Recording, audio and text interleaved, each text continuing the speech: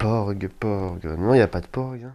Coucou tout le monde. Vous vous demandez sûrement pourquoi, dans cette espèce de mini-intro, je cherchais le porg dans un livre d'ornithologie.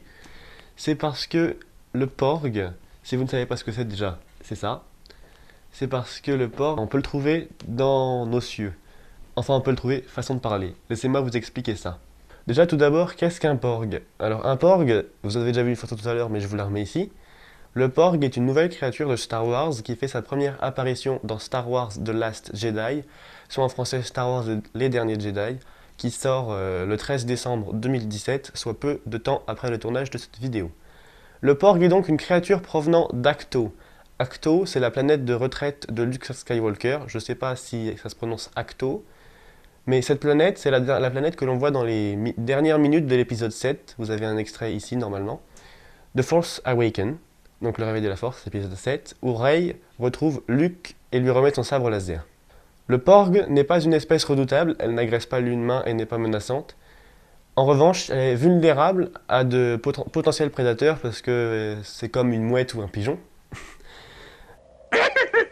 Même si le nombre de prédateurs terrestres est quasi nul sur Acto. C'est un animal qui mesure entre 30 et 40 cm. C'est une sorte d'oiseau. D'après ce que j'ai lu, il est capable de voler et de construire un nid. D'où vient la source d'inspiration du porg? C'est ce qui va expliquer cette introduction que j'ai faite. Le porg est inspiré par les Fratercula, un genre d'oiseau qui regroupe 3 espèces d'oiseaux marins. On fait une pause, je me suis trompé. J'ai dit que les Fratercula et les macareux, c'était 2 oiseaux différents.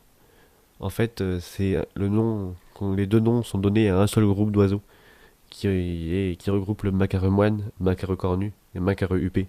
Fratercula et macareux, c'est le même oiseau en fait. Vous voyez la plus connue ici, qui est connue donc sous le nom de macareux.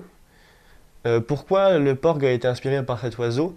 C'est simple, parce que sur l'île Skellig Michael, c'est l'île qui sert de décor à la planète Acto, c'est une île située au sud-ouest de l'Irlande. Cette île est reconnue comme l'un des principaux sites d'oiseaux marins en Irlande. L'équipe de Star Wars a donc dû en voir plein lors du tournage du Réveil de la Force. C'est sûrement en voyant tous les macareux sur le tournage que l'équipe du film a eu l'idée de créer le porg.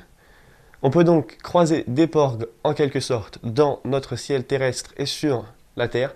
Il n'y a pas besoin d'aller il y a bien longtemps dans une galaxie lointaine, très lointaine, pour en voir un. Il ne reste plus qu'à savoir si le porg va conquérir les spectateurs. En tout cas, c'est pas sûr qu'il ait conquéri Chewbacca. Star Wars: The Last Jedi, rated PG-13.